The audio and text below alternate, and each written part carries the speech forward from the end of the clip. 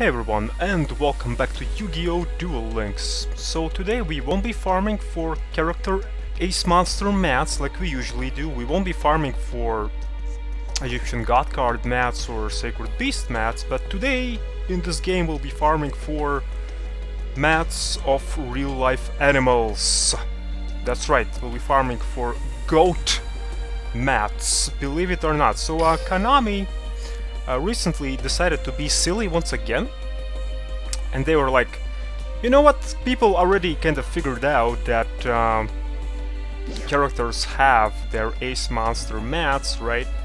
So let's throw in something random.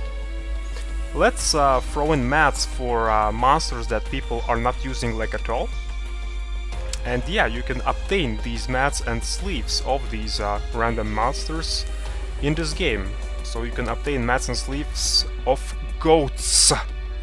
So we have mat for, let me pronounce this correctly, Tanngnjostr of the Nordic beasts. We also have his respective sleeves. As you can see, this goat is kind of like black goat.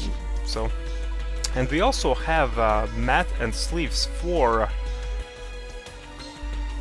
Tanngrisnir of the Nordic beasts.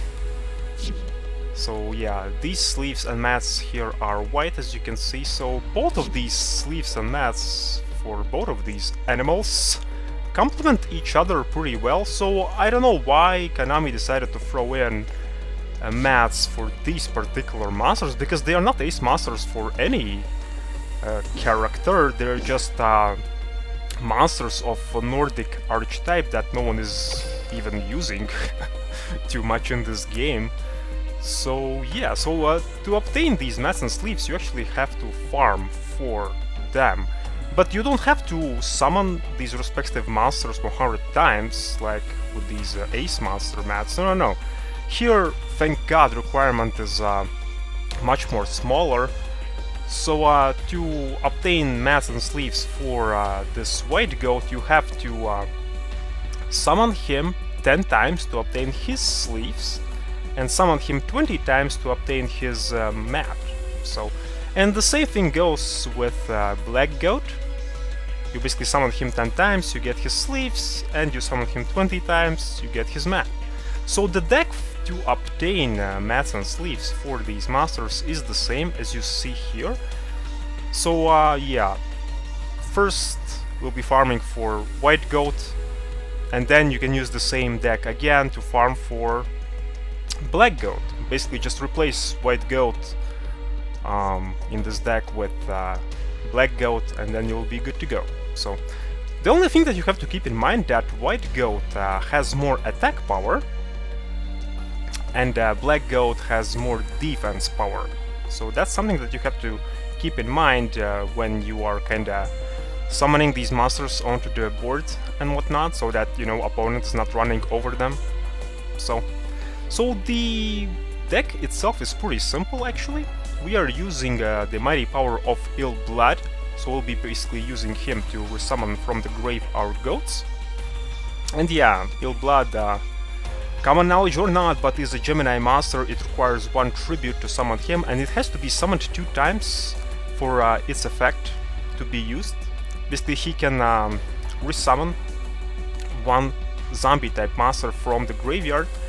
So both goats, white and black goat, they are not zombies, as you can see, they are beasts. However though, with the addition of zombie world in this deck, we can make it so that all our monsters in our graveyard become zombie type.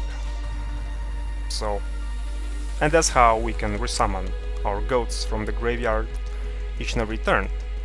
So we have here our Prismatic, the Unfriendly Amazon. Yeah, I managed to get Prismatic somehow. It was one of the... yeah, she was basically available from one of the first boxes in this game. So she has pretty interesting effect where you have to offer one of your monsters on the field as a tribute, excluding the Amazon, during each of your standby phases. So basically, by using this effect, we'll be sending our goat, we'll be sacrificing our goats, we'll be performing some really bizarre ritual, you know, to keep our Amazon alive each and every turn, and then we'll be resummoning our goats via Ill Blood each and every turn as well. So to keep the cycle going each and every turn, basically. So here we have Noble Knight Artorigus. I just included him here because he's quite decent level 4 normal monster, because his stats are pretty good, so that I can use him with Draw Sense Light, you know. So basically our Artorigus here is just as a tribute father for our Ill Blood, so we can summon him. And yeah, he's a light monster, as you can see here, so that I can use my Draw Sense Light, so I can draw into him much more faster here. What else, what else? 2 copies of Shards of Greed for additional drawing power. 1 copy of Wonder Balloons, so we can dump to the graveyard some unneeded cards, you know, in case something bad happens to us, in case we do not survive. Next, 3 copies of Different Dimension Capsule, also to get our key pieces to our hand much more faster. Here we have 1 copy of the Mask of Remnants, which is a really nice anti-deck out tool in farming decks, so we'll be using that as well. Next we have 3 copies of Legacy of Fiat de Garasu, 3 copies of Jar of Greed for additional drawing power, and of course the golden combination of Graceful Tear and Luck-Lies Tornado, so we can give our opponent the Luck-Lies Tornado via Graceful Tear, so that he is not decking out. So as you can see, yeah, this is a pretty simple deck to work around with. So let's hop into the duel. So in the duel I managed to get actually 20 summons in a duel, so basically you'll be farming in 1 duel if you're lucky like I was, you know, 1 time for 1 goat, and in the second duel, 2nd time for the 2nd goat to get both sleeves and mats for both goats. So you can use whatever legendary duelist you want. I was going for Esparoba level 10, and that's pretty much it. So alright, let's hop into the duel replay here, and let's see how the deck works in action. Let's see now. Come on, Esparoba, show me your psychic abilities. Well, our hand is actually quite shitty, so I think we'll be relying on our Draw Sense Light here. So we use Different Dimension Capsule to banish Zombie World, so we can add it later on to our hand faster. And also we use 2nd capsule to banish Ill Blood, so we can add it to our hand faster as well. So as you can see, opponent dealt enough damage to us, so we can use Draw Sense Light, and yeah, draw into our Noble Knight here, which will act as our wall and protect us. So okay, Ill Blood is in our hand now, so let's activate the Zombie World.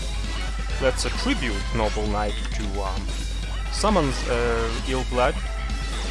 And one important thing about Ill Blood that you have to remember, you have to summon him 2 times to use his effect, so don't forget that. So as you can see, we're using Wonder Balloons to dump our poor little goat to the graveyard. And then we are using Ill Blood's effect to resummon the goat from the graveyard. So our loop is kinda set. As you can see, we were using all these drawing cards to draw faster our deck out, basically. And now, when we summoned the Unfriendly Amazon, as you can see, her effect activates at the end of the turn, where she has to sacrifice something for her to stay alive on the field, and that something is, well, our poor little goat. So, and yeah, then the goat is sent to the graveyard, then Ill Blood resummons the goat by using his effect from the graveyard, and then the loop continues over and over again, each and every turn. So that's how you get the sleeves and the mat.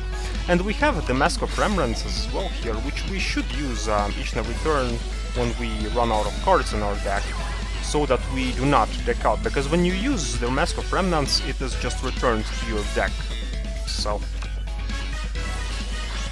but yeah, that's pretty much the deck, so I think I'll just meet you at the end, because I won't be showing you all the duel, although the duel is quite fast. I'm just waiting for the opponent to use localized tornado, and that will be pretty much it. So, what can I say? Poor goat has to be sacrificed each and every turn in some awkward Amazon ritual of some sorts. Poor little guy. What can I say? But yeah, if I would have to choose one mat or one sleeve, I would choose actually the black version, simply because it looks much more nicer on the board. So, but white version is quite decent as well. I think Konami just needed, you know, 2 mats and 2 sleeves, which kinda contrast each other, and that's why they kinda choose these goats, because one goat is white and the other one is dark.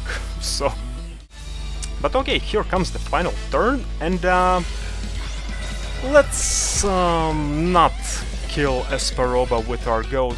Let's just, you know, this time around save the animals. I think that's enough sacrificing goats, you know. Let's just save them. But yeah guys, that's it for the video, and see you all in the next one. Good luck on your farming. So cheers and save the goats!